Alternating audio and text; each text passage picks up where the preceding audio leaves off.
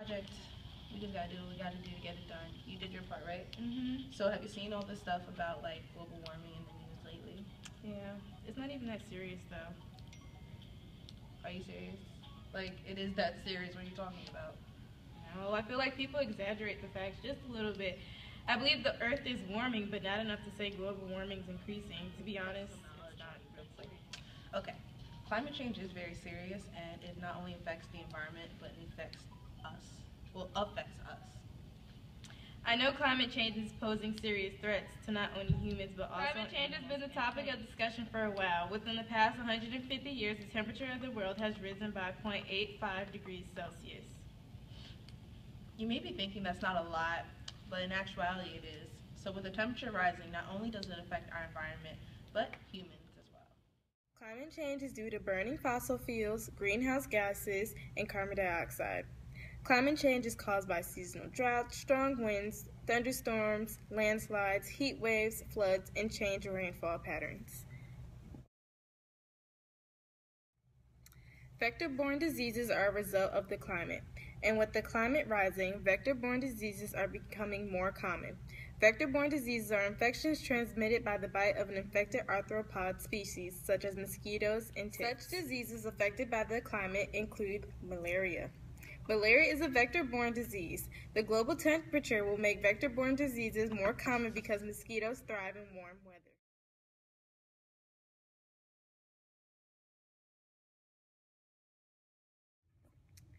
Going back to malaria. Malaria is caused by a protozoan parasite that invades the red blood cells. The parasite is transmitted by mosquitoes in many tropical and subtropical regions.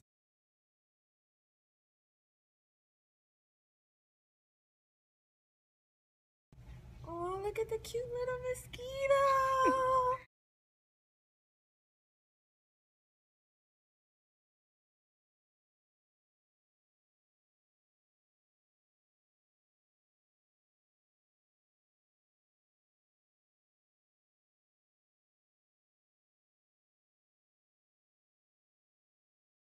The mosquito is a really dangerous creature.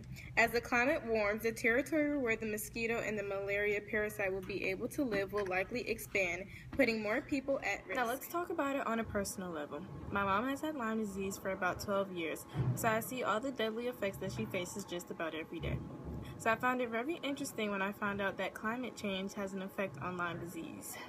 Lyme disease is heavily present in the northern part of the United States due to its modern climate. You receive Lyme disease either from being bitten by a tick or it can be passed down from the family. But when it comes to climate change, Lyme disease is affected because it leads to an acceleration of the tick's developmental cycle, a prolonged growing cycle, an increased egg production, increased population density, and a broader range of risk areas. Also allow for a higher survival rate of the white-footed mouse, a popular host for the ticks, meaning an increased tick population in the spring and summer. Tick-borne diseases, such as Lyme disease, are predicted to expand in a range as climate changes. Okay, so I'm going to be talking about Ebola, which has been in the news a few years ago, but it's still relevant and it's something that is actually could be linked to climate change. So Ebola was discovered in 1976, and it was originally found when there were two minor outbreaks in the Zara, Sudan, and Yambuku in the Democratic Republic of Congo. So, but it didn't gain a huge notoriety until 2014 when the outbreak in Sierra Leone happened. Now, that outbreak was the largest and most complex version of the strain of Ebola ever seen in history. Asking yourself, how did the humans contract the virus? The people of Sierra Leone were eating infected bushmeat, so those were the animals that were infected with the virus. So once they consumed it, they later contracted the virus, which would cause fever and all these other negative things that you've seen on the news a few years ago. So here's how it ties together under climate change. In 2012, there was a study called Mapping Climate Change Vulnerabilities to Infectious Diseases, where 30 countries were asked whether or not they thought that climate change would affect diseases, the disease patterns. The countries that were asked this question agreed with it. Now, Because of climate change, as Destiny pointed out, the droughts and the changed rain patterns and the severe heat, it had a significant impact on Sierra Leone, which was the epicenter of the 2014 outbreak. Because of the droughts and because of the irregular rainfall, people essentially had no choice but to eat the bush meat that was infected, but they didn't know it was infected. Because of the lack of resources that they did have, they weren't able to clean the meat efficiently as they would if they were in the US or other countries. So because of that, that's how the disease was spread. And the people that came over to try to help the people of Sierra Leone, they also were infected due to contact with the sick people. So essentially, climate change can be found to be linked through weather.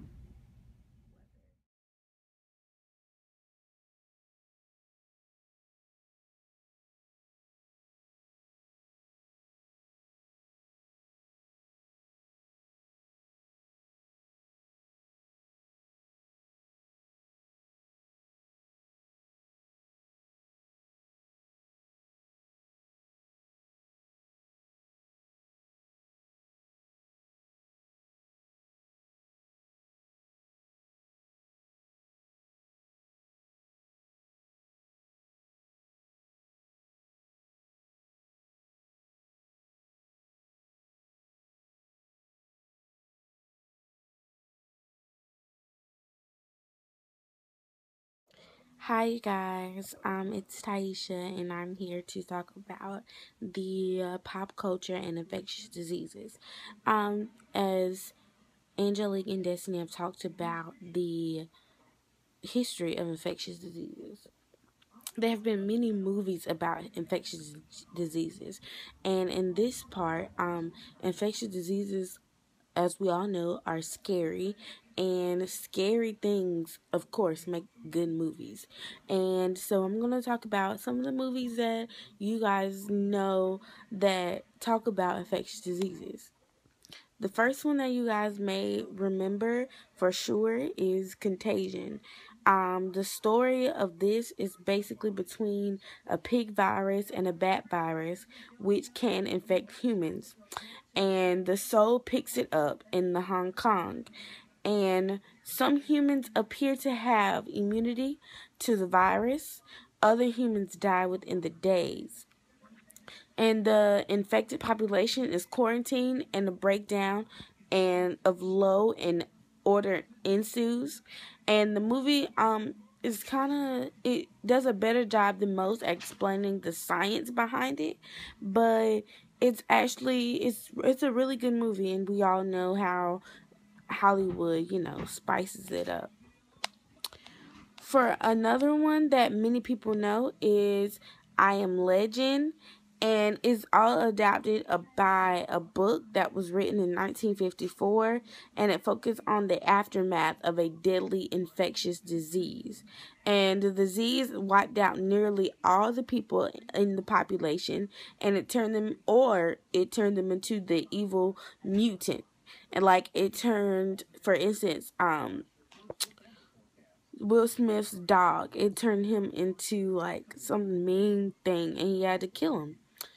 And another one would be The Stand, and it's kind of like a mini series that I remember my grandmother watching. It's actually adopted from a Stephen King novel, focusing more on the aftermath of the deadly super flu than on the disease itself. And in the story, the super flu was accidentally released from a government lab, and the virus wiped out about the 99.9% of the human race there. And the virus wiped out about the 99.9% of the human race there. And these are just a few movies that everyone knows and everyone is reminded of, everyone is familiar of, because we've all seen these movies, and it kind of gives us a better understanding of what different movies that are going on or different diseases that are going on and everything.